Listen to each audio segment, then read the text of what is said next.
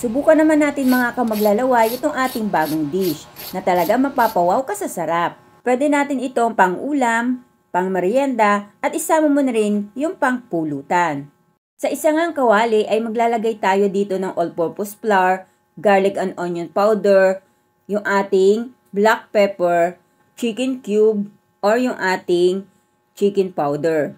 Pwede din kayo maglagay dito ng magic or kung ano yung gusto nyong mga pampalasa. Naglagay din tayo dito ng konting asukal at yung ating asin. Haluin lang po natin ito at ilagay na natin yung ating tubig.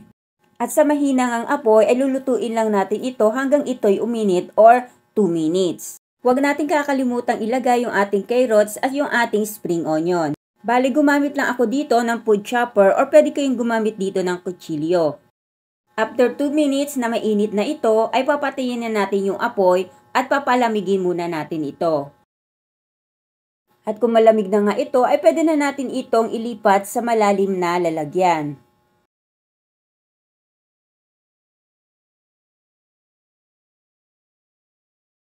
Pwede na tayo dito maglagay ng 2 itlog at yung ating tapioca flour or cassava flour. I-mix well lang natin ito hanggang magdikit-dikit at mabuo ito. At pag okay na nga itong ating vegetable cake, ay pwede na natin itong hulmahin. Pwede nyo po itong gawing pabilog or yung pa-square.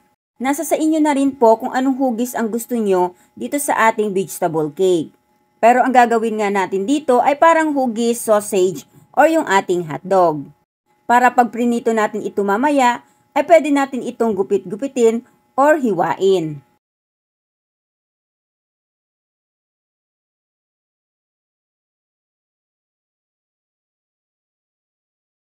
At pagkatapos nga natin itong hulmahin, ay idiretso na natin ito sa kumukulong tubig. Nasa mahinang apoy lang din yung ating gagamitin at papakuluan lang natin ito ng 10 to 15 minutes. At kung ganito na nga ang itsura niya, ay pwede na natin itong hanguin at palalamigin muna natin ito. Pwede nyo itong ilagay sa ref para mapabilis yung paglamig nito. At dahil nga malamig na yung ating vegetable cake, ay lulutuin na natin ito sa mainit na mantika. Hanggang ito ay maging golden brown. Ang apoy po natin dito ay mahina lang para maiwasan nating tumalsik or pumutok yung ating vegetable cake. Lagi din po nating tatandaan na pagbago yung ating ginagawang dish, ay lagi nating hinaan lang yung ating apoy para maiwasan natin itong mabigla or masunog. At pag ganito na ang kulay ng ating vegetable cake, ay pwede na natin itong hanguin.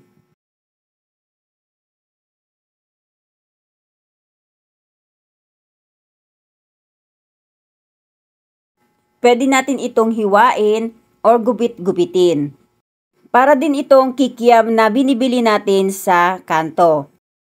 Kaya sa mahihilig sa street food dyan, pwede nyo itong gawin. Ito yung version ng kikiam na healthy version yung ating ginawa. Ibuhos lang natin dito yung ating ginawang dipping sauce. Next video ay ipapakita ko sa inyo kung paano gumawa ng sweet sauce. Madali lang itong gawin at talagang magugustuhan nyo. Kaya kung umabot ka sa part na ito, pwede ko bang malaman kung ano paborito mo sa street foods? Kadalasan, malapit lang ito sa mga school na pinapasukan natin. Thank you for watching. Bye-bye. God bless everyone.